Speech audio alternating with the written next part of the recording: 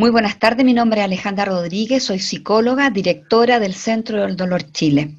Mi ponencia versa brevemente sobre los fundamentos en el dolor físico persistente de los esquemas y creencias. Efectivamente, hay varios modelos teóricos que abordan este tema. El modelo de Anderson plantea que el sistema de control ejecutivo tiene 4 dominios interdependientes. Uno de ellos es fundamental, que es el procesamiento de información o PI. En el procesamiento de información, justamente el paciente va a elaborar la información que recibe, tanto de estímulos externos como de estímulos internos.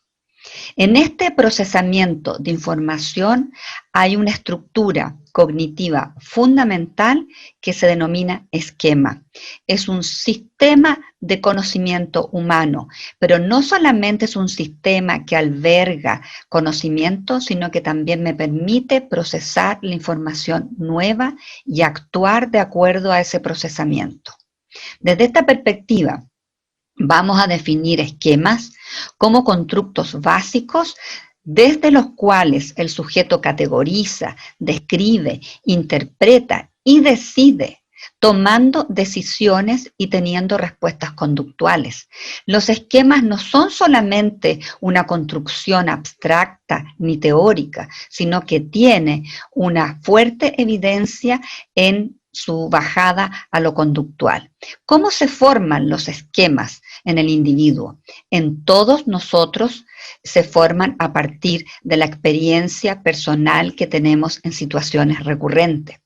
¿Cuál ha sido nuestra experiencia frente al dolor? ¿Cómo han sido los otros con nosotros? Y no solamente las experiencias personales, sino que también las experiencias ajenas. Desde esta perspectiva, se desarrolla desde etapas muy tempranas del desarrollo madurativo, como lo plantea Piaget. Yo, en relación con un objeto, me voy relacionando a través de un objeto empírico. Va así surgiendo un conocimiento del objeto, siempre con una impronta. Sin embargo, cuando el objeto ya no está, no hablamos de ese objeto empírico, sino que hablamos de su representación o idea, es decir, de un objeto mental. Por lo tanto, nosotros siempre estamos basándonos en el procesamiento de información de estos esquemas que albergan múltiples ideas, múltiples creencias. Efectivamente, en sí mismos son también representaciones que posee una persona sobre diferentes aspectos de la realidad. Y homologando al ejemplo que tenemos en un computador, los esquemas vendrían a ser esas carpetas que albergan estos conocimientos. Por lo tanto, tenemos múltiples carpetas. Tenemos que pensar entonces que efectivamente no solamente, como les decía anteriormente, el esquema nos va a permitir albergar, acumular y después procesar la nueva información, sino que también nos va a permitir planificar patrones conductuales, inclusive los más complejos. Es decir, siempre existen dos modelos o modos operativos donde la información circula. De arriba hacia abajo se denomina procesamiento controlado, de lo abstracto a lo concreto, y de abajo hacia arriba procesamiento automático, de lo concreto a lo abstracto. Para cambiar esquemas y creencias limitantes, rígidas, inconsecuentes y lógicas que pueden tener nuestros pacientes en relación al esquema del dolor, al esquema de la enfermedad, es importante trabajar siempre desde el modelo biopsicosocial en un equipo interdisciplinario, al mismo tiempo en tratamiento sincrónico, justamente para que se potencie, ¿no es cierto?, estos dos modos operativos. Los esquemas en general constituyen un sistema dinámico, no son estáticos y pueden cambiar a través de un proceso de diferenciación que propicia la elaboración de nuevos esquemas. Sin embargo, los estudios dicen que hay una tendencia a resistirse frente a la nueva información. aunque tenga evidencia. De ahí vemos la dificultad nuestra muchas veces de explicarle a los pacientes a través de evidencia y cambiar sus creencias. Los esquemas más importantes que debemos indagar en el tratamiento de los pacientes con dolor físico persistente es indiscutiblemente el dolor, su patología que causa este dolor y el tratamiento. La idea es invitarlos a que ustedes indaguen antes de comenzar a prescribir cualquier tratamiento. Muchas veces el usuario acude a la consulta sin creer ni en el profesional ni en el tratamiento que uno le va a prescribir, tanto en consultas médicas como kinésicas o psicológicas.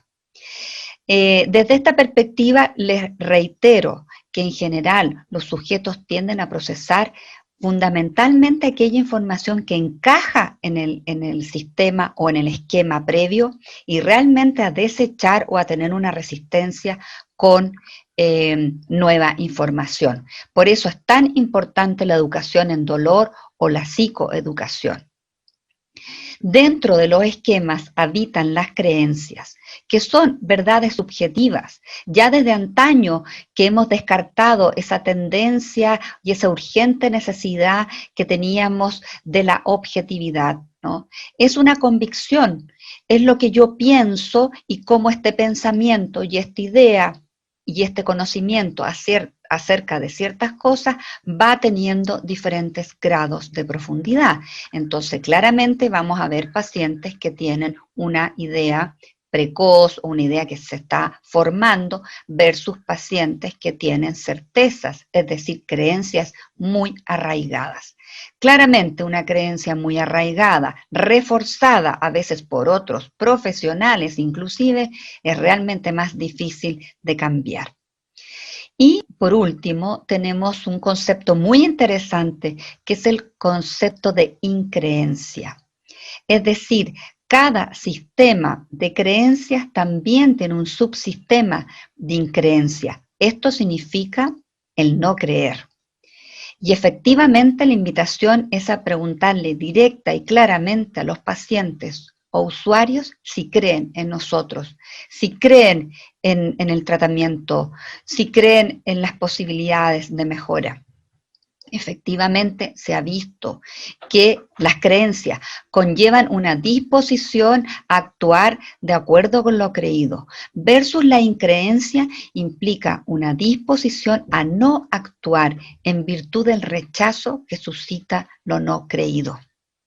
Desde esta perspectiva, la invitación está a que si ustedes indaguen las creencias de sus pacientes y consideran que tienen creencias limitantes, irracionales, ilógicas, rígidas e increencias que son realmente importantes de cambiar, no olviden que la psicología es la ciencia que está especializada y experta en el estudio de la conducta humana y de todos los procesos cognitivos que dirigen y motivan al ser humano. Por lo tanto, es fundamental trabajar desde esta vertiente e indagar, como les he dicho reiteradamente, la necesidad, ¿no es cierto?, en estas creencias de nuestros pacientes o usuarios. Muchas gracias.